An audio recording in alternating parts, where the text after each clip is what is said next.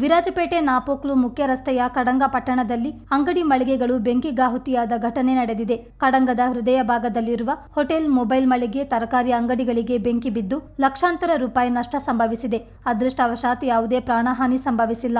ಬುಧವಾರ ಮಧ್ಯಾಹ್ನ 3 ಗಂಟೆ ಸುಮಾರಿಗೆ ಹೋಟೆಲ್ ಬದಿಯಲ್ಲಿ ಬೆಂಕಿ ಕಾಣಿಸಿಕೊಂಡಿದ್ದು, ತಕ್ಷಣ ಬೆಂಕಿಯ ಜ್ವಾಲೆ ಅಂಗಡಿ ಮುಂಗಟ್ಟುಗಳಿಗೆ ವ್ಯಾಪಿಸಿದೆ. ಬೆಲೆ ಬಾಳುವ ವಸ್ತುಗಳೆಲ್ಲ ಸುಟ್ಟು ಭಸ್ಮವಾಗಿದೆ.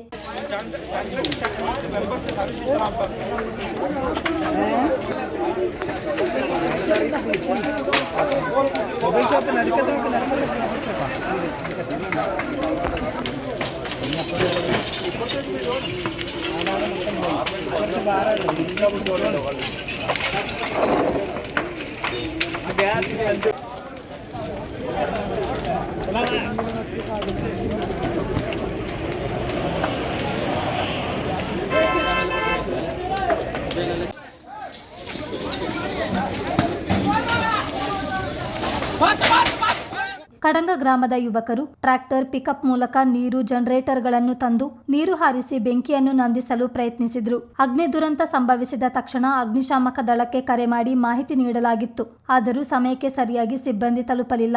ಗೋಣಿಕೊಪ್ಪದಲ್ಲಿ ಅಗ್ನಿಶಾಮಕ ಠಾಣೆ ಇರೋದ್ರಿಂದ ಸಿಬ್ಬಂದಿ ಸ್ಥಳಕ್ಕೆ ತಲುಪುವಷ್ಟರಲ್ಲಿ ಎಲ್ಲವೂ ಬೆಂಕಿಗಾಹುತಿಯಾಗಿತ್ತು.